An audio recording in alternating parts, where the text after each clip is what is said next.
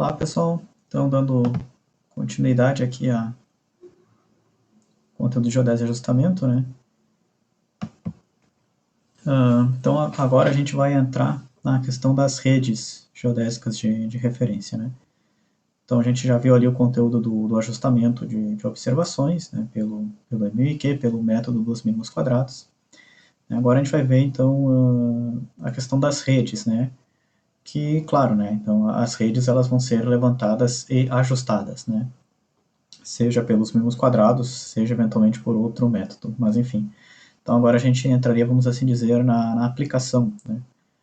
Tanto da geodésia quanto do ajustamento, né? Que é a questão das redes de referência, né? Das redes geodésicas de referência, que vão envolver tanto os conceitos que a gente já viu de geodésia, quanto os conceitos que nós já vimos de ajustamento, tá?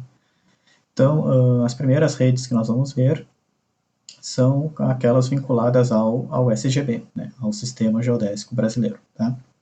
Então a gente vai ver aqui hoje esses levantamentos, né? O que nós temos de normativas técnicas aí por parte do IBGE para levantamentos vinculados ao Sistema Geodésico Brasileiro, ao SGB. Bom, o primeiro documento que nós temos é a padronização de marcos geodésicos, tá? É um documento do IBGE de 2008, né? Então aí já tem há mais de uma década de existência, né? Aqui no final aqui do arquivo tem um link para ele, né? Mas é só digitar padronização de marcos geodésicos, né? IBGE. Bom, esse documento, então, ele afirma que as estações geodésicas do SGB, do Sistema Geodésico Brasileiro, né? Então a gente está falando aí de RN, né? Referência de nível, da estação SAT, né?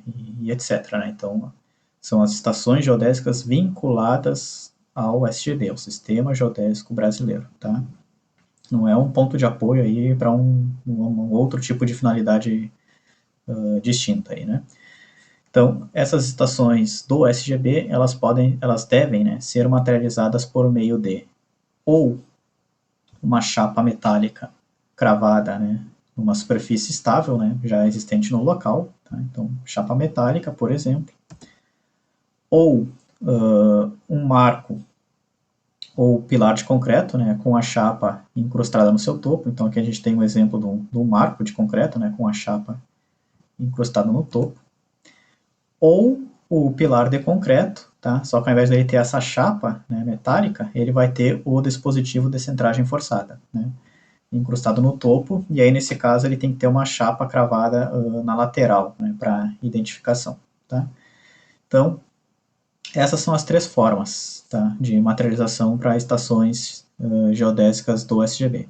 Chapa metálica, marco de concreto ou pilar de concreto, né? Ou pilar de concreto com dispositivo de centragem forçada, tá? Bom, enfim, aí esse documento, ele... Não foi, mas enfim. Esse documento, ele dá uma série de recomendações, né, sobre a construção desses marcos, tá? Né, então, deixa eu ver um negócio aqui.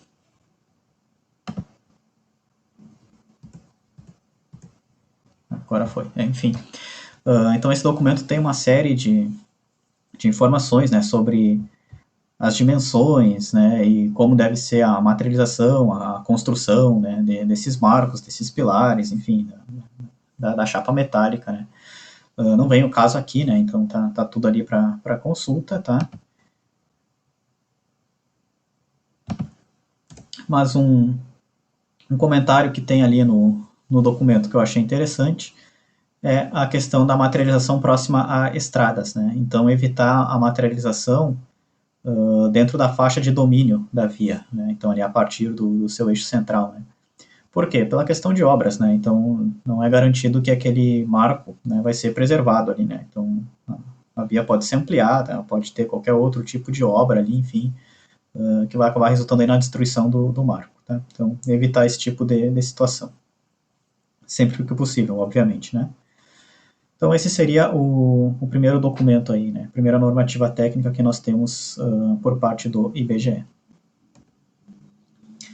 Bom, agora a gente vai falar então especificamente da rede altimétrica de alta precisão, tá? Do SGB, a RAAP, né? Então, como a gente já viu aqui na disciplina, né, então atualmente essa rede ela conta com altitudes do tipo normal, né, e não do tipo normal ortométrica, como anteriormente. Né. Ela tem basicamente dois datums altimétricos distintos, né, um em Bituba e o outro em Santana, né, sendo que o estado aqui de Amapá é o único, né, que tem o seu datum altimétrico próprio, né, todos os demais estão vinculados ao marégrafo de Imbituba, né, na impossibilidade aqui de cruzar aqui, né, o Baixo Amazonas por nivelamento geométrico, enfim. E aqui nós temos as linhas de nivelamento, né, então tudo isso aqui é nivelamento geométrico aí, né. Bom, então o último ajustamento, né, a última atualização da rede altimétrica de alta precisão, então foi feito em 2008, 2018, desculpa, e temos um relatório, né, uma segunda versão desse relatório disponibilizado no ano passado, né, então seria o documento aqui IBGE 2019, e também, né, tem aqui o link aqui embaixo depois para consultar, né, vocês vão ter acesso a esse arquivo no CIGAR. Bom, aqui só para comentar, né, aqui a RN4X lá do marégrafo de Imbituba, que vamos assim dizer é a origem, né, a origem, claro, não vai ser o próprio marégrafo, né, então a gente tem um desnível dessa RN para o marégrafo e daqui, então, né, ela aqui entra como o ponto de controle, vamos assim dizer, né, como a injunção no ajustamento, tá? Bom, então essas altitudes normais, né, apenas 20% delas, né, então cerca de 1/5, tiveram a gravidade de fato medida ali, né, então seriam ali uma conexão geodésica, né, do tipo RN com estação gravimétrica. Todo o restante, então cerca de 80%, aí 4/5, tiveram a gravidade, o valor da gravidade interpolado, né, então calculado ali em função de pontos mais próximos, né, para fazer as reduções gravimétricas ali, enfim, necessárias para o cálculo das altitudes, né, normais com significado físico. Tá? Bom, esses nivelamentos eles foram iniciados no sul do país na década de 40, né, em direção a Brasília e ao Nordeste, principalmente, né, e a partir da década de 70 ele se adentrou mais para o interior do país, né. Então a gente tem levantamentos aí desde a década de 40, né, até aí levantamentos da última década, por exemplo, né. Então são várias e várias décadas aí com metodologias distintas, né, equipamentos distintos, enfim, de nivelamento geométrico, né, tudo isso ajustado, né, em rede. Independente dessa questão, né, dos diversos equipamentos e metodologias, enfim, para fins de ajustamento, então o IBGE considera essas linhas, né, todas elas com a mesma ponderação, né, então desvio padrão aí de 4 milímetros raiz de K, tá, onde K é o perímetro ali, né, da seção nivelada em quilômetros, né, então, por exemplo, 1 quilômetro, desvio padrão de 4 milímetros, tá, 4 quilômetros, né, então raiz de 4,2, né, 8 milímetros, né, e assim por diante, tá. Essa é a ponderação aí para o ajustamento. Aqui no caso é o ajustamento por mínimos quadrados, tá, pessoal? Tá? Então é o MMQ mesmo. E um software adequado para isso, claro, né? Porque aqui a gente vai ter, né, dezenas de milhares de desníveis, né, para serem ajustados, enfim. Então tem que ser um programa computacional específico, né? Não é, por exemplo, o Adjust que vai resolver isso, né? Bom, e outra questão é que o IBGE faz uma pré-análise antes dos erros, né? Então, por exemplo, aqui foi detectado que tem uma inconsistência, tem um erro, né? Em alguma dessas seções aqui, né? Dessa linha de nivelamento, tá? Então, o que o IBGE fez? Ele ajustou o restante da rede, por exemplo, tá? Primeiramente, né? Sem esses dados, tá? E aí depois, ó, ele injuncionou, né? Então, injuncionou esse nó e esse nó, né? Então, essas duas altitudes que foram ajustadas com base aqui, né? Nos dados anteriores. E aí fez um novo ajustamento agora sim, né, para essas linhas de nivelamento aqui da região do Amazonas. Qual o objetivo disso, né? De certa forma é controlar aqui, né, a propagação do erro, né, que está presente aqui nesses dados, tá? Então, uma vez que a gente ajusta essas altitudes, né, sem a presença desses dados, né, então elas vão estar livres, né, de um eventual erro grosseiro, ou erros grosseiros, enfim, que puderam ter sido cometidos nesses dados, né. Uma vez que esses pontos ficam fixos, ficam como pontos de controle, né, e aí depois a gente faz um novo ajustamento, agora sim, com esses dados, né, aí a gente meio que controla, né? Então tem essa, vamos assim dizer, né? Tem essa quebra de barreira aí, né? Vamos assim dizer, na rede altimétrica. Não foi um ajustamento único e simultâneo para todas as linhas, né? Esse aqui é só o exemplo mais gritante, tá, pessoal? Outras situações pontuais, o IBGE também adotou essa estratégia, né? Então, esses dois nós, de certa forma, eles controlam a propagação do erro, né, que foi cometido aqui, enfim, para as demais RNs aí da rede, né? Fazendo esse ajustamento principal, vamos assim dizer, da rede, seguido de pequenos ajustes aí individuais, aonde foram detectadas inconsistências locais ali, que porventura poderiam contaminar o restante da rede, né? Caso fosse tudo incluído em um ajustamento único e simultâneo. Bom, então, segundo esse mesmo documento, né, então aí as precisões dessas altitudes ajustadas, né, então elas variam aí da ordem do centímetro, né, aqui no estado de Santa Catarina, principalmente, né, partindo do marégrafo de Imbituba, né, então em Florianópolis, por exemplo, as precisões aí são da ordem de 3 centímetros, tá, mas vai aumentando, né, principalmente nessa direção noroeste, né, podendo atingir aí, passar, né, do decímetro, né, dos 10 centímetros de desvio padrão, tá. Então, claro, né, por que isso acontece? Porque a gente tem um ponto de controle aqui e, como vocês viram na aula de propagação de erros, né, quanto mais a gente vai se afastando do ponto de controle, né, maior vai aumentando a nossa incerteza ali, né. Então, por mais que a gente tenha equipamentos de alta precisão, enfim, o fato da gente estar nivelando aí por milhares de quilômetros, né, acaba causando esses desvios padrões aí, né, superiores até mesmo ao decímetro para algumas RNs do sistema geodésico brasileiro, especialmente na região norte do país. Tá? Então, segundo esse mesmo relatório, por exemplo, né, 87,5% das RNs do SGB tem um desvio padrão entre 6 e 10 centímetros, né, entre 60 e 100 milímetros. Tá? Outra questão é o estado de conservação, né, muitos desses RNs já estão destruídos, né, ou não foram encontrados, né, mas, claro, uma vez que a gente tem os dados do nivelamento, né, não faz sentido jogar os dados fora, né, então as suas altitudes são ajustadas junto ali, né, para que eu possa ajustar as altitudes dos demais em sequência, enfim, mesmo que na prática não seja mais possível retornar e ocupar aquele ponto, né. Então, enfim, tem que estar sempre atento a isso também. Tá? Também a data da última visita, né, porque mesmo que o estado lá no banco de dados geodésicos conste como bom, né, essa data da última de visita pode ser de décadas atrás, né, então de lá para cá ele pode ter sido destruído, não encontrado, enfim, ou até mesmo deslocado, né, então a igreja fez uma reforma lá, né, trocou o piso, por exemplo, e acabou movendo o marco ali, a chapa, enfim, né, então sempre está atento a isso também, tá? Bom, aí nós temos um outro documento do IBGE, tá, de 2018, tá, que trata aí de especificações, né, para levantamentos vinculados ao sistema geodésico brasileiro. Né. Então, dentre eles, o nivelamento geométrico. Tá. Então, aqui também tem o link, né, depois, um outro documento específico, tá, que o IBGE apresenta aí, né, como fazer, vamos assim dizer, como executar esses levantamentos para que essas estações possam ser incorporadas ao sistema geodésico brasileiro, ao SGB.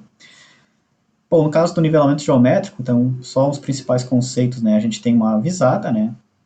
Do nível para mira ali, a leitura que a gente faz, né? Então, tanto a ré quanto a avante. Aí a gente tem o lance, tá? O que é o lance do nivelamento, né? Então, é justamente um desnível parcial que a gente faz, né? Então, a gente faz uma leitura a ré e uma avante e tem esse desnível parcial, né? De A para B, né? Da ré para avante, enfim. Então, isso conta como um lance de nivelamento. A seção de nivelamento ela vai envolver múltiplos lances, né? Porque é claro, né, a gente não tem RNs espaçadas aí de 30 a 30 metros ou 50 a 50 metros, né? Então, se a gente fizer um nivelamento de alguns quilômetros, por exemplo, né, a gente vai ter feito várias visadas, né, vários lances de nivelamento no percurso, né? Mas a seção vai ser esse desnível total, tá? Então, desses múltiplos lances aí. Então, vai ser o desnível total entre a RN de partida e a RN de chegada, ao longo aí de todo o processo, né, ao longo aí dos vários lances parciais que foram feitos do nivelamento. Né? Então, isso se chama seção, tá? Múltiplos lances. Uma linha vai ser múltiplas seções, né, entre dois RNs notáveis, né, ditos notáveis. Né? Então, por exemplo, vamos supor que esse RN seja de menor importância, né? Então, daqui para cá a gente tem uma seção, daqui para cá a gente tem uma seção. Mas se a gente considerar esse desnível total, aí a gente tem uma linha de nivelamento. Por quê? Porque esses dois RN são ditos notáveis, né? Sei lá, eles estão em cidades ou pontos importantes, por exemplo, tá? Então, uma linha são múltiplas seções, né? Desnível total, então, entre RNs notáveis, tá? Referências de nível notáveis. Já um circuito é uma sequência fechada de seções, né? Então, se a gente sai de um RN e volta para o mesmo RN, a gente formou ali um circuito, né? Um circuito fechado, tá? Um ramal vai ser seções que não vão estar contidas em nenhum circuito fechado, né? Então, aqui, por exemplo, a gente tem, esse circuito, né? Ele vai envolver aqui essas três seções, né? Já essa seção aqui, ela não está contida em nenhum circuito fechado, então ela é um ramal, tá? Já o RN nodal, né, ele é aquele RN que vai estar contido em dois ou mais circuitos. Tá? Então, nesse exemplo, ó, esses dois RN seriam ditos nodais. Por quê? Porque eles estão contidos nesse primeiro circuito, mas eles também estão contidos nesse circuito de baixo. Tá? Ao contrário desses dois, por exemplo. Né? Esse daqui só está contido nesse circuito, e esse daqui só está contido nesse circuito. Né? Então, esses dois seriam nodais, né? Porque eles estão contidos aí nos dois circuitos, tá? Bom, e aí a gente também tem a linha internodal. Quem é a linha internodal vai ser aquela linha que vai estar entre duas RNs nodais, né? Então, consequentemente, né, uma linha que pode estar contida em dois circuitos, né? Que é o caso dessa daqui, né? Então, é essa linha entre esses dois RNs nodais, né? Que faz a conexão desse primeiro circuito, por exemplo, com esse segundo circuito, tá? Então, uma linha internodal, desculpa, né? É uma linha, então, aí entre duas RNs ditas nodais, né? E, por consequência, né, que pertence ali a dois ou mais circuitos fechados distintos. Tá? Então, esses são os principais conceitos aí, né? Então, com base nesses conceitos que o IBGE define as estratégias de ajustamento ali para a rede altimétrica como um todo, né? Já que a gente está falando aí de dezenas de milhares de desníveis, né? Bom, se eu quero fazer o nivelamento geométrico, então, né? Então, a questão do planejamento. Tá? Aqui não é necessariamente recomendações extraídas desse documento do IBGE, e sim recomendações gerais, né? A primeira delas, é claro, né, é verificar no banco de dados geodésicos do IBGE quais são as RNs em estado bom, né, que vão estar mais próximas. Dependendo do local, a gente pode estar falando aí de várias dezenas de quilômetros, tá? Aqui é um exemplo lá para o estado de Minas Gerais, tá? Para esse município de Biquinhas, tá? A gente tem aqui as linhas de nivelamento passando na proximidade, né? Os RNs em vermelho são destruídos, tá? Em amarelo não encontrado, e os em estado bom, de fato, são os em azul, né? Então, o RN em estado bom, né, mais próximo a ele está a cerca de 42 quilômetros dessa cidade. Então, se essa cidade tiver que implantar RNs vinculados ao SGB, né, então a gente está falando aí de um transporte de altitudes, né, de um nivelamento geométrico da ordem aí de 40 quilômetros. Bom, atualmente existem ferramentas como o perfil de elevação do Google Earth, por exemplo, né, que são muito úteis para a gente verificar a declividade do terreno, né, para a questão da distância divisada. Porque, claro, quanto mais íngreme for o terreno, menor vai ser a distância divisada possível, né, de se fazer em campo. E o nivelamento geométrico ele é muito refém dessa questão, né, porque os lances são curtos, né, as visadas são curtas, né, elas não chegam a centenas de metros, né, diferente da poligonação, por exemplo. Então a gente é muito dependente da declividade do terreno para a questão da produtividade do nivelamento. Então, por exemplo, né, vamos supor que a gente esteja com um nível numa altura de mais ou menos 1,5 m e a gente quer fazer leituras na mira, né, entre 20 centímetros, tá, pelo menos 20 centímetros, e abaixo de 2,80 m, né, então de no máximo 2,80 m. Então, o nosso desnível de visada aqui, ele vai ter que estar entre, né, vamos pegar a altura do instrumento, né, 1,5 menos os 2,8 da leitura máxima vai dar menos 1,3. E 1,5 menos os 20 centímetros da leitura mínima vai dar mais 1,3. Então a gente tem que estar falando aí de um desnível entre o nível e a mira, né, da ordem de 1,30 metros, né, 1,30 m, seja para mais ou seja para menos. Se a gente quer uma distância de visada de 60 metros, né, então a distância entre o nível e a mira de 60 metros, né, então a nossa declividade vai ser simplesmente aí essa razão, né? O 1,3 metros do desnível dividido pela distância divisada a 60. Né? vai dar aí mais ou menos 2,2%, né? Ou seja, uma declividade de 0,9 graus, né? Então, uma declividade muito pequena no terreno, né? Para a gente conseguir, de fato, fazer uma visada longa como essa, tá? Aqui um exemplo, né? Que a gente tem um perfil de elevação para um morro aqui de Florianópolis, né? Botei, inclusive, peguei justamente um caso crítico para mostrar, né? Porque a gente vai ter aqui, ó, pessoal, várias inclinações diferentes, né? Ao longo do trecho aqui do morro, né? Então, situações aqui em que a gente tem uma declividade, né, um pouco menor, outras que a gente tem uma declividade bem maior, né, seja, por exemplo, nesse caso, subindo ou depois descendo o morro, enfim. E aqui mais um exemplo, né, então, para uma distância horizontal de 500 metros e uma diferença de nível de 50 metros, um desnível de 50 metros, né, a nossa declividade aí, fazendo a divisão, vai dar 0,1. Né, então, se a gente multiplicar por 100 para ter em porcentagem, a gente está falando de uma declividade de 10%. Se a gente tirar a arctangente desse valor, né, vai dar então o ângulo da inclinação. Então esse ângulo de inclinação é da ordem aí de 5,7 graus, tá? Então, atenção sempre quanto a isso, né? E claro, na prática, a gente também vai ter pontes, túneis e etc, né, que podem dificultar aí bastante o transporte de altitudes, tá? Inclusive, eu fiquei sabendo recentemente, né, eu não sabia, mas, por exemplo, para fazer o nivelamento geométrico do continente para a ilha de Santa Catarina, né, para Florianópolis, né, eu pensei que eles tinham feito o nivelamento geométrico pela ponte, né, mas eles não fizeram, né, justamente pela, pela instabilidade ali, né, e o longo percurso que teriam que percorrer, né. Então essa ponte tem, se eu não me engano, mais de 800 metros de extensão, né, então eles fizeram, mas eles também não fizeram um nivelamento trigonométrico, né, então eles fizeram um nivelamento taquiométrico com o nível N3, né? Então é um procedimento completamente não convencional aí, enfim, né? Mas não é o nivelamento trigonométrico, né? E nem o geométrico. Então é um outro tipo de nivelamento específico para esse tipo de situação, que é esse nivelamento taquiométrico, utilizando um nível geodésico aí, né? Enfim, um N3. Né? Enfim, né? Então estar atento a esse tipo de situação também, né? Que muitas vezes vai ocorrer na prática, né? Esse túnel também é de inclusive o túnel desse morro aqui, né? O Morro da Cruz também é aqui de Florianópolis, né? Então a gente passa por esse tipo de situação, né? Claro, agora a gente já tem as RNs implantadas aqui na ilha, né? Então não precisa fazer o nivelamento para se apoiar na ponte, né? Mas, por exemplo, qualquer RN que esteja, né, desse lado do túnel, né, se a gente quiser ir para o outro lado, a gente tem que pensar, tem que contornar o morro aqui, né? Porque não teria como fazer o nivelamento dentro do túnel ali sem interditar o trânsito, né?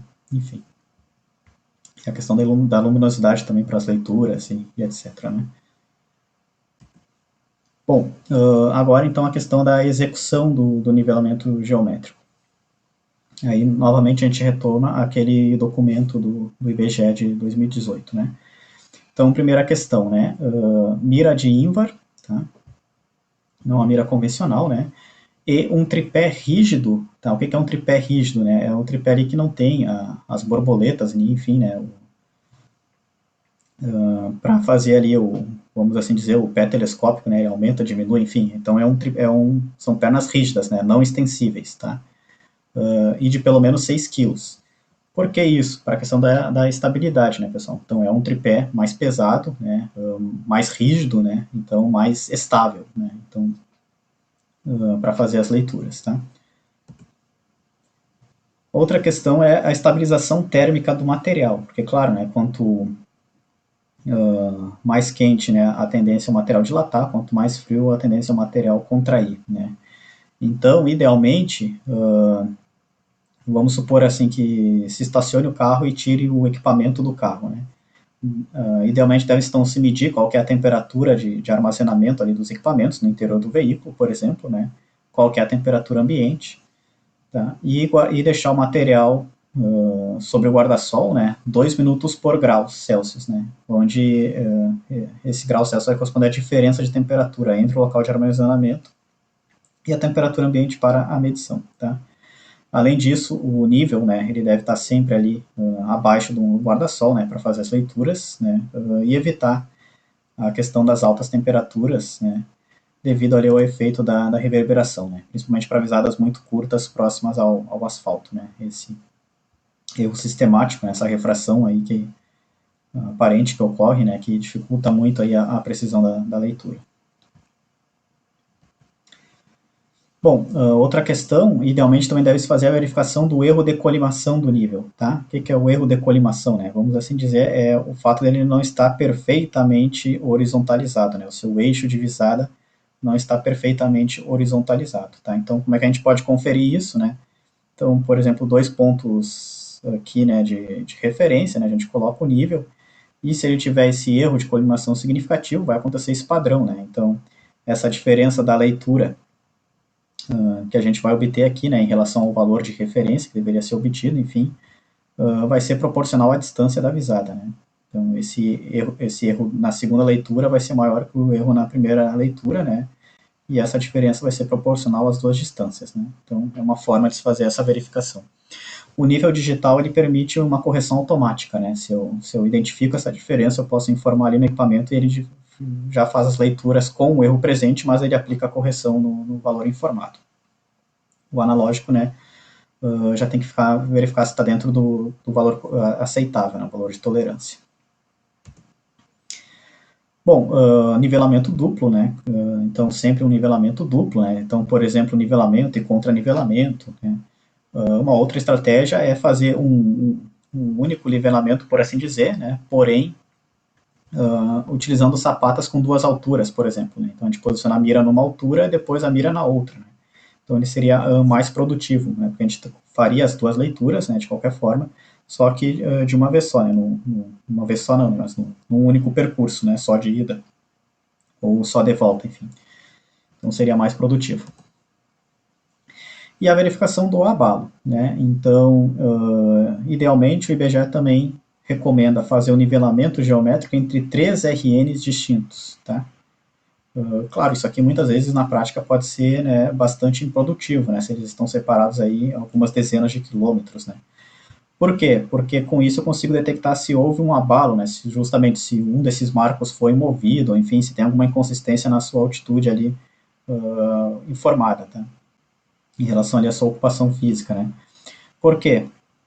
Porque, por exemplo, né, se esse RN ele tiver muito discrepante dos outros dois, pelo fato de eu estar fazendo um nivelamento entre três, né, aí eu consigo detectar esse tipo de inconsistência, né, vamos assim dizer. A altitude desse RN vindo por esse está compatível com a sua altitude conhecida. A altitude desse RN vindo por esse também está compatível com a sua altitude conhecida, né? Mas quando a gente sai desse e chega nesse, ou sai desse e chega nesse, ou vice-versa, né? Sai desse aqui e chega nesse, ou nesse, aí dá uma inconsistência muito grande com as altitudes de referência, com as altitudes conhecidas, né? Então, provavelmente, o problema está nesse RN, por exemplo, tá? Então, por isso, né, para verificação do abalo, deve-se utilizar aí pelo menos 3 RNs distintos.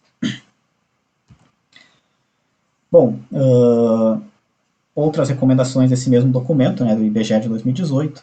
Então, essas visadas, né, do nível a mira, seja a ré, seja a avante, né, elas têm que ter no máximo 60 metros, tá, de extensão horizontal, né. Essas leituras na mira, elas devem ser de no máximo 2,80 metros, tá, e de no mínimo meio metro, ou no mínimo 20 centímetros, se a visada for muito curta, né, menor do que 10 metros, né. Então, esse valor mínimo, ele vem daquela questão da reverberação, por exemplo, né, para evitar aquele tipo de ocorrência.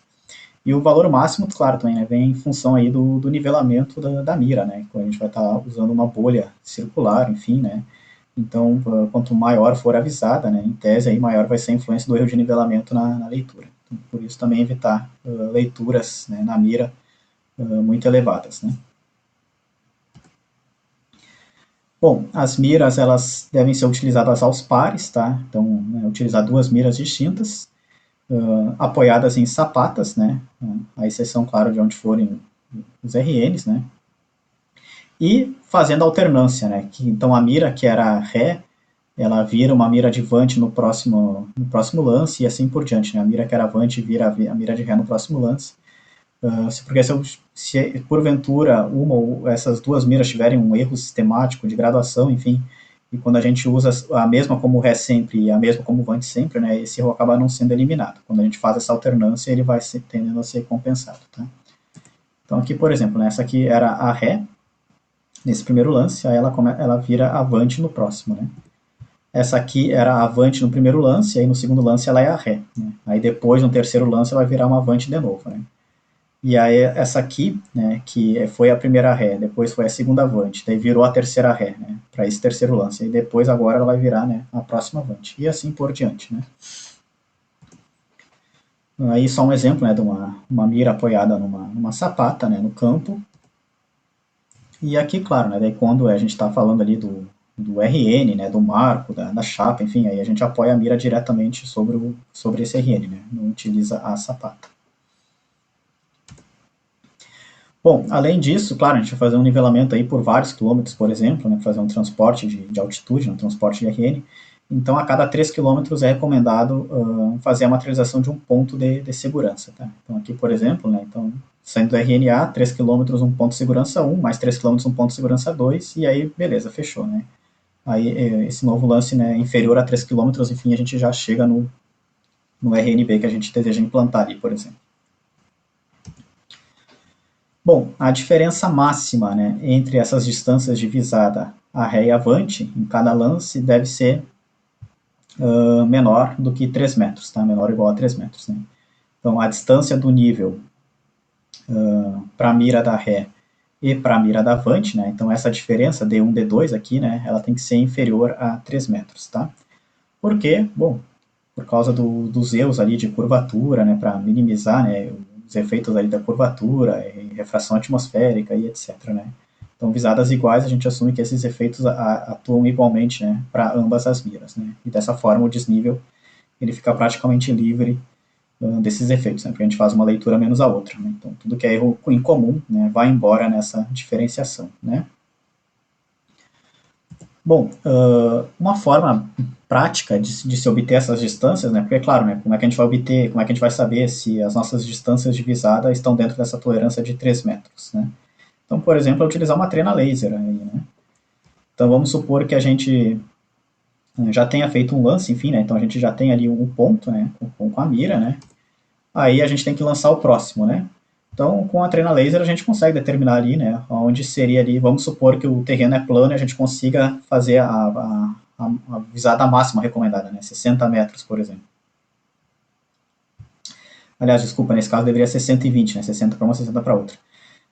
Então, vamos supor aqui, na verdade, que né, o terreno é levemente inclinado, enfim, né, e aí a distância do nível para cada mira vai ser 30 metros, né, e entre elas 60. Então, beleza, então a gente determina essa distância de 60 metros com a trena laser, né, e depois a gente consegue determinar essa distância de 30 metros, né, a partir ali da mesma mira, para instalar o nível. Né. E aí a gente faz as leituras dentro dessa tolerância. Né. Então, com a trena laser a gente consegue atender facilmente, né, a essa tolerância de 3 metros, né, de diferença entre a visada a ré e a visada avante. E assim vai para o próximo lance e assim por diante. Né. Bom, aí uma coisa que é interessante, né, a gente pode fazer a homologação de RNs no SGB. Tá? Então, não é só o IBGE, né, então, que faz esse tipo de homologação. Né? Então, eu estou interessado em implantar RNs na minha cidade, não para a rede do município, mas eu quero vincular elas ao próprio SGB, por exemplo. Né? Posso fazer isso? Pode. Né? Como? Tem que seguir todas essas recomendações desse documento do IBGE de 2018. Né? Então, as especificações para levantamentos vinculados ao SGB. Então, tem que fazer a execução do nivelamento geométrico conforme essas orientações anteriores, né, que eu apresentei, e ainda tem que ter as seguintes tolerâncias, tá? Então, o nível, ele tem que ter uma precisão de horizontalização do seu eixo de colimação, né, melhor do que 0,35 segundos, tá? Então, o nível nivelado ali, enfim, né, o nível nivelado, mas o nivelamento desse nível tem que ter essa precisão, né, melhor ou igual a 0,35 segundos de arco, né, então uma altíssima precisão aí no nivelamento, tá? A precisão do desnível do nivelamento duplo, ela tem que ser melhor do que 0,4 milímetros por quilômetro. Quem define isso também é a precisão nominal do fabricante, tá? Né, então não é na tentativa e erro lá em campo, né? Então eu vou selecionar um equipamento que me forneça, né, a precisão nominal dele, informe que a precisão do desnível do nivelamento duplo é melhor ou igual a 0,4 milímetros por quilômetro. Né? Então, por exemplo, o lendário N3 da Field, né, então a gente tinha uma precisão nominal ali de até 0,2 milímetros por quilômetro. E recentemente tem níveis aí, né, mais modernos, digitais, enfim, que também atingem um nível de precisão semelhante, né, como esse da Leica aí, que a especificação também é de 0,2 milímetros por quilômetro. Tá? Então, em resumo, não é qualquer nível, né? Então tem que ser um nível que atenda a esse tipo de precisão. Tá? Esse erro de colimação, né, ele tem que ser inferior aí a 0,03 milímetros por metro, né? Então ele tem que ser verificado, né, enfim, aferido ali para ver se esse erro está inferior a esse valor, né? Então, para cada 1 metro de distância, né, esse erro tem que ser da ordem de 0,03 milímetros, tá? Se não tiver, vai ter que retificar o instrumento, enfim. O perímetro máximo dos circuitos é 800 quilômetros. Aí, claro, isso já é mais para nível do IBGE, né? Então, dificilmente um profissional vai fazer um circuito tão extenso assim. A diferença de leituras na mira com o nível óptico, né? Claro, não com o digital, mas com o óptico, onde o operador faz a leitura ali, enfim, tem que ceder no máximo 0,2 milímetros, né? Porque daí, claro, né, pessoal, para atingir esse nível de precisão, né, a gente vai ter que fazer leituras abaixo do milímetro ali, né? Então, 1/10 de milímetro pelo menos, né? Então, essa diferença de leituras na mira, né, que o operador vai fazer, tem que ser de no máximo 0,2 milímetros, né, usando um instrumento óptico. A diferença em relação ao desnível conhecido, né, das RNs para verificação do abalo tem que ser de 3 milímetros raiz de K, tá? Onde K é o perímetro do nivelamento em quilômetros. Né? Então, por exemplo, eu saí dessa RN, né, e fiz essa verificação do abalo. Né? Então, saí dessa RN e cheguei nessa RN. Então, eu vou ter aqui, o desnível deveria ser 0, né? O desnível conhecido. Mas se eu sair dessa RN e chegar nessa RN, por exemplo, né, aí eu tenho um desnível conhecido, que é a diferença entre as suas duas altitudes, tá? Então essa diferença, né, entre as suas duas altitudes não vai corresponder ao desnível que foi lá medido em campo, né, em função dos erros aleatórios e tudo mais. Então, enfim, essa diferença entre o desnível medido para a verificação do abalo e esse desnível conhecido em função das altitudes, tá? Ela tem que ser inferior a 13 milímetros raiz de K, onde K foi justamente, né, o perímetro desse nivelamento em quilômetros, tá? Se tiver fora da tolerância, tem problemas, né? Então, também daí tem que utilizar outras RNs, enfim, uma ou outra RN distinta. Já para o nivelamento duplo, né, então, essa diferença tem que ser de 3 milímetros raiz de K por seção, né? Então, ou 4 milímetros raiz de K se for uma linha. Né? Então, lembrando, né, uma seção ali, a gente vai ter ali, né, os dois RNs, e a linha é 2 RNs também, só que são 2 RNs ditos notáveis, né? Então vai ser em geral composta por múltiplas seções, né? Então aqui essa diferença, aí sim, né, a diferença do dado medido lá em campo, enfim, tem que ficar inferior a esses valores, tá? 3 milímetros raiz de K para uma seção ou 4 milímetros raiz de K para uma linha. Tá? É diferente da precisão do equipamento, tá, pessoal? Então isso aqui é a precisão do equipamento, né? E isso aqui é o erro de fechamento cometido lá, né, em campo, com as medições, tá? E já para o circuito, né, então se eu for fechar um circuito, enfim, aí o erro de fechamento do circuito tem que ser de 5 milímetros raiz de K, tá? Bom, de forma geral, então essas seriam as recomendações, tá? Para levantamentos vinculados ao SGB, no caso especificamente aqui da altimetria, né, da altitude normal, né, via nivelamento geométrico.